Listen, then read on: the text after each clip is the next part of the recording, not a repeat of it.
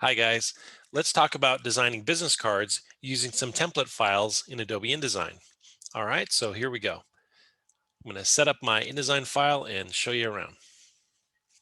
So what we've got here is a basic layout where the page is set up at the proper size. So your standard business card is going to be 3.5 inches wide by 2 inches tall. And then this particular file has two pages in it, has a front page and a back page. And then it's set up with trim marks, margins, and bleed marks. So that way you can kind of design your business card and set it up in the proper format. So what's the margin? The margin is going to be that inside magenta line that is about 1/8 of an inch from the inside of the edge of the card. The red line on the outside is your bleed. That's the area that is going to extend beyond the edge, beyond the paper edge of the card, and will be trimmed off when the card is cut and manufactured. Lots of students forget about the bleeds. They're used to designing for digital media and they worry about an exact size. And so they get everything to fit perfectly inside that exact size, but they don't actually understand the printing process where you need to have a little bit of play around the edges of your documents so that when you use a big cutter and you cut out your cards or cut out your flyers or whatever it is you're working on, you don't get this little halo, this little white halo around the edges of your paper where the ink did not print wide enough to extend beyond the edge. So you always want to design an extra bleed area into your documents, at least about 1/8 of an inch, or in digital terms, decimal terms, I mean 0.125. All right, so there's that using that template. And so here, let's break apart a little file I've created already. So this little business card file is something I use for myself. You can see there's a lot of overlapping frames and lines and guides, so it can get a little bit confusing. But basically here, if you look at this green shape, this green shape is the background color for my business card, and it extends beyond the edge out to my bleed line, which in this case is this blue guide. I aligned the blue guides to the bleed line. So I just need to make sure that all of my artwork and my color extends beyond the edge of that paper boundary so that I can see the edges. Also, notice how the logo, um, my handsome face, don't extend beyond the pink margin line on the inside of that card edge. That's also a dangerous area. If you get too close to the edge, you get a weird tangent and you also run the risk of trimming it in the printing process. So you want to make sure that text, other important things are inside that margin area. And so you know that anything beyond that margin is liable to get cut off, and that's to be expected. Now, this is a fairly simple card design.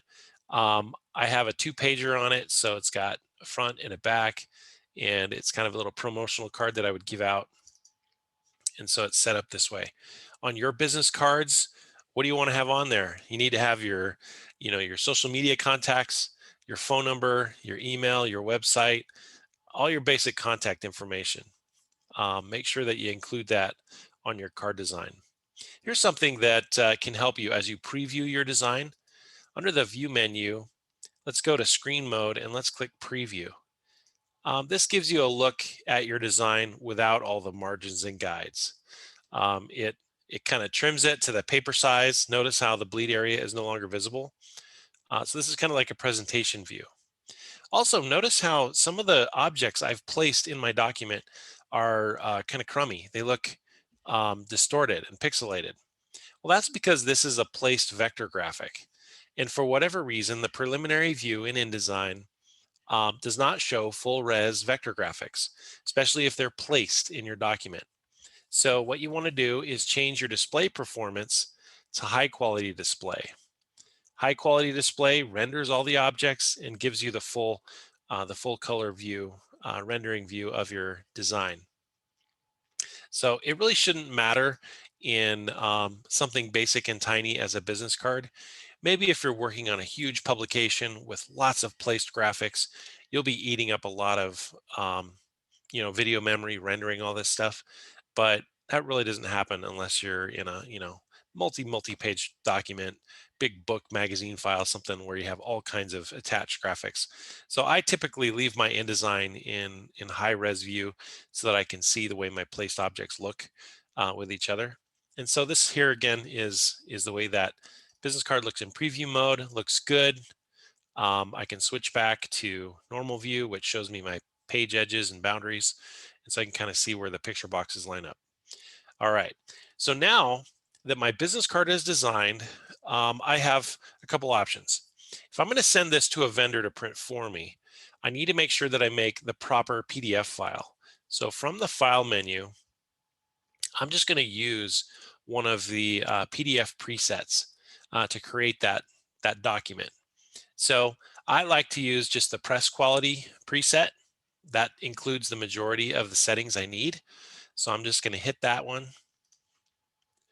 And then what it's going to do is it's going to pull up the PDF options so that I can go ahead and set the attributes that I need for print. And this is why I like to do my layout and design in InDesign, because basically I have full control over the layout. But then when I do the output for print or for distribution, I have control over all the settings the way I like them. Technically, you could do this in Illustrator if you wanted to, or even Photoshop a little bit. But I prefer doing all my layout in InDesign. It's just much more useful that way. All right, so let's say I'm going to go ahead and make this PDF file. I'm going to click Save, and then I'm going to go into the export settings for PDF. And so a few things I want to double check to make sure they're correct is first, I want to make sure that it's including all the pages, which I want, page 1 and 2 of my business card. Also, I want to double check my compression. For print, the minimum compression is 300 dpi. And so for that press quality output, it already set up the compression the way I need it. And then now I want to double check marks and bleeds. Now here's something that the press quality did not include, which I need to add back in. I need to make sure that I have crop marks, and I need to make sure that there is a bleed area on my printed PDF. So for whatever reason, this press quality one doesn't include the bleed. I always put it back in because if I'm going to go ahead and send this to a printer, they need that bleed area included in the PDF document. So I need to extend the boundary, extend the edges, and then it's nice to include the crop marks. If you wanted to be fancy, you could put in all the printer marks, but really not necessary. And last but not least, I could double check the output. If I have some specific recommendations from my printer, I can check my color settings to make sure I'm using their color profiles, things like that. If not, when in doubt, just leave it on the default.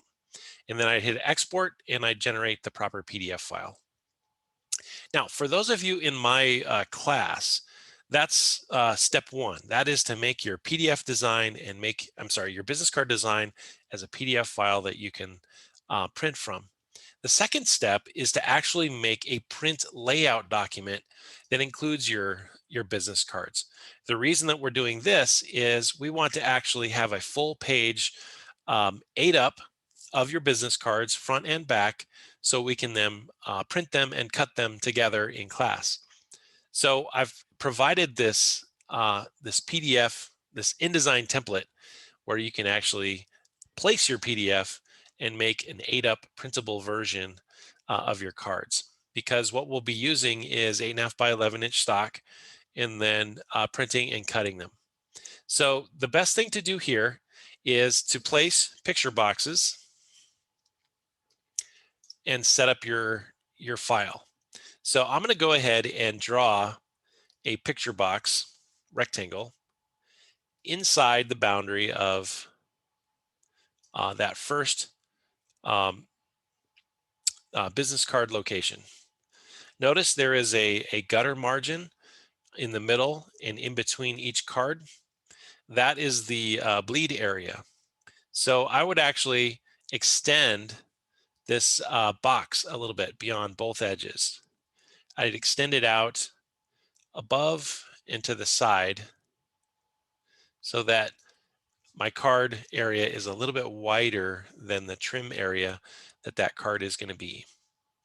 Okay, and so once I have that kind of set up in place, then what I can do is go to my file menu and place the business card file that I'm going to use. So here, I'm going to go ahead and go into my file and grab the dummy business card file that I've already kind of set up for us, or at least for myself. And I'm going to pick the front, which is the PDF I already made, and click open and drop that guy in there. And notice how it centers inside the picture box window, and you can see it's wide enough to extend beyond the cut or the trim area. Now, it's pretty simple using the duplicate to make a copy of this. So I'm going to use my selection tool, grab the picture box, drag it to the side, and I'm going to hold Alt or Option and Shift on my keyboard while dragging and let go of the mouse, and it makes a copy. And I'm going to do that a couple times to make copies of this file and lay it out to make a full page of my business card. All right, so now I've got a full page of 8 fronts to my business card, right? So I'm going to go ahead and go to page 2 and do the same thing. I'm going to make a picture box, and I'm going to drop in my my business card file. And again, I am going to extend it a little bit so that it goes beyond the page or the document boundary here. So it can include my my bleed area. All right. So I'm going to hit place and go grab the second page. Now, here's something interesting. If you made a PDF file with 2 pages in it, it is possible to select the page, the specific page that you're going to drop into your InDesign file when you place it. By default, it places page 1. Well, if you happen to have a page 2 and you want to grab page 2 instead, you have to remember to select Show Import Options when you go to the Place function on InDesign. So when you click that, it's going to pull up a little dialog window, and it's going to allow you to select page 1 or page 2. So happens this file only has a page 1. But if your PDF has more than 1 page, here you can select page 2. All right, so I'm going to go back and do the scan and grab the correct file for me. So click that one, drop that in, page 2, boom. And same as before, I use the selection tool and I use Option or Alt Shift, drag a copy, and then make more copies to lay out the document on my page. Now, if I turn off the guides, you'll see on this page template that I have trim marks already aligned on this document. So you can see trim marks on the top and on the sides and on the corners. So that's going to guide me when I go ahead and do the trimming of this business card. So again, we'll be printing them front and back, and then we'll be able to cut them out, and you'll have your perfectly made little business card. So that's the basic rundown of how to use these templates. Spend time working on your own personal design, creating the business card that you want to use, and then use the page template so that we have a printable page file that we can use to actually print the business cards when the time comes in class. All right, thanks for listening. See you next time. Bye-bye.